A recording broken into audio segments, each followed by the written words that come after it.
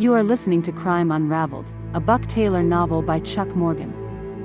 Chapter 28. Bax parked her Jeep next to the Garfield County Sheriff's Department SUV, grabbed her backpack and slid out. She looked at the stone, glass and steel building in front of her and whistled. The deputy slid out of his SUV and walked towards her. "Agent Baxter," he said, holding out his hand. "Isaac Reed." "Sergeant Reed. Nice to meet you. Please call me Bax." She shook his hand.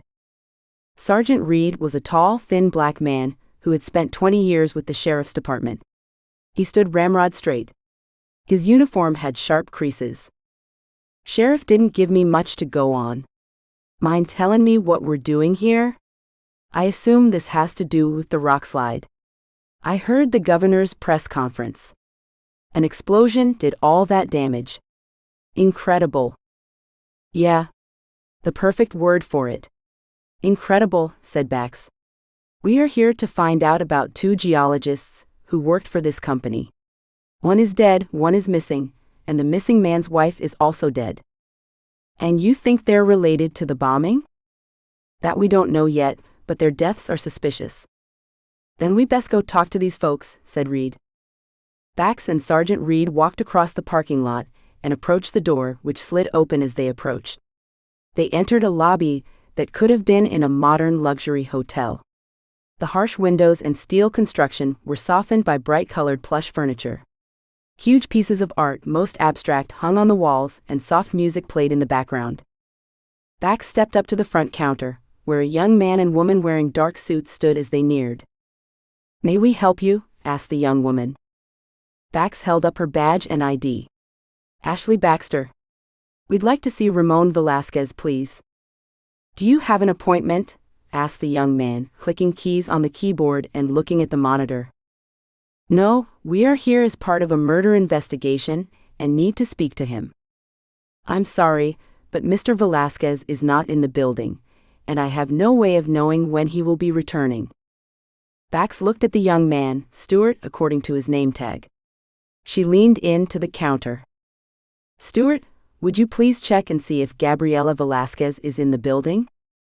Stuart clicked a few more keys. "Yes, ma'am.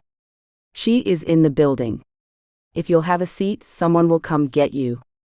Bax thanked him, and they walked over to a couple of comfy chairs and sat. Bax rubbed the arm of the chair. "Nice," she said. Reed nodded, his eyes in constant motion, looking around the lobby. A few minutes later, a young woman exited the elevator and passed through the security gate.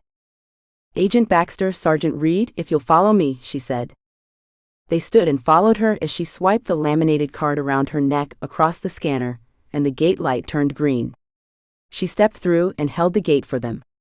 They followed her into the elevator, and she pressed the number 3. The door closed. Soft music filled the car as they rose to the 3rd floor. When the door opened, they followed the young woman along an open walkway until she reached a door at the end of the hall. She tapped on the door and pushed the door open. "Agent Baxter and Sergeant Reed," she said and stepped aside. "Please come in," said Gabriela Velasquez. "Please have a seat." She waited as they approached, shook hands with each of them and then sat down. Bax looked around the office.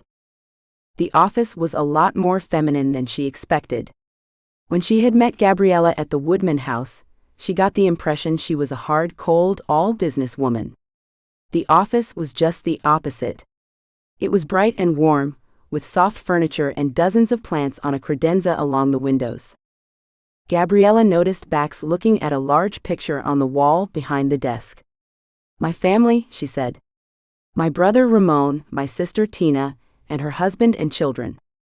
"Nice-looking family," said Bax. Gabriela turned back to face her. "How can I help the police today?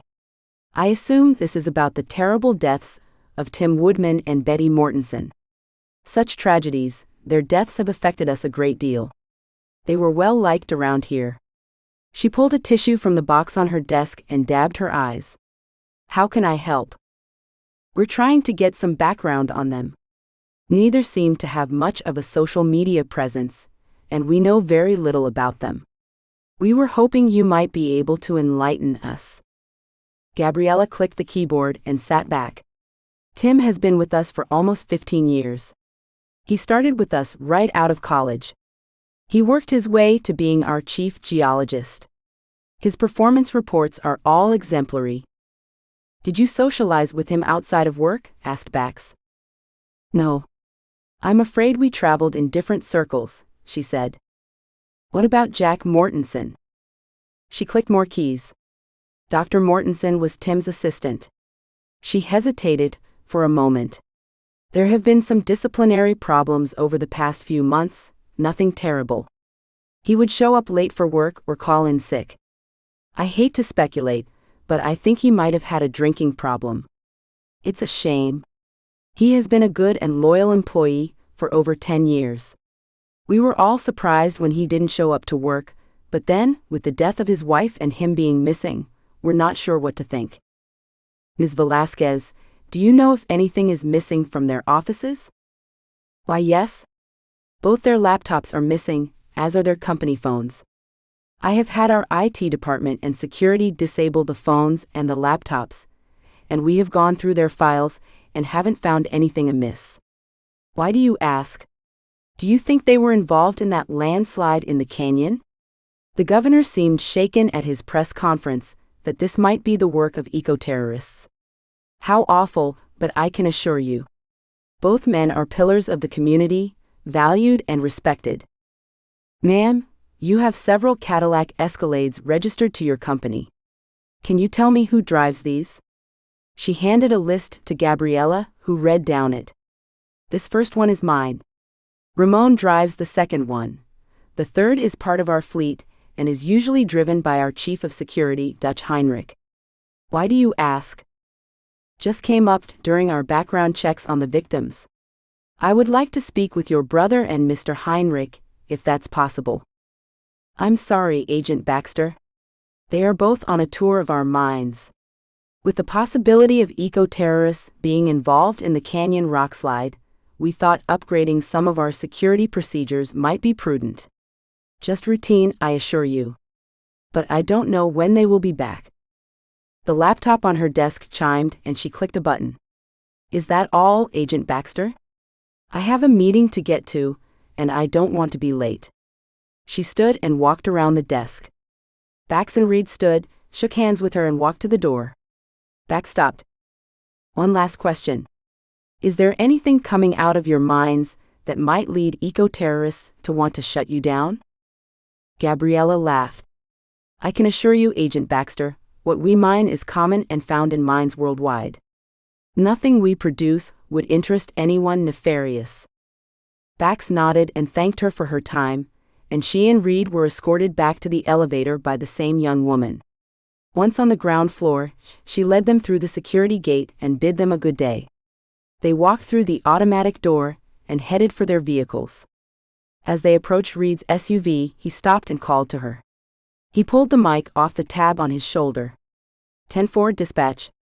We'll check it out. What's up? Asked Bax. Dispatch took a call a few minutes ago from a civilian who spotted black smoke near an old mine nearby. I'm the closest unit. Because of the drought, I need to check it out. You're welcome to tag along. Bax nodded, and they slid into their vehicles and pulled out of the parking lot. Thank you for listening to this chapter of Crime Unraveled, a Buck Taylor novel by Chuck Morgan. You can find the entire crime series as well as other novels by Chuck Morgan at chuckmorganbooks.com or on Amazon.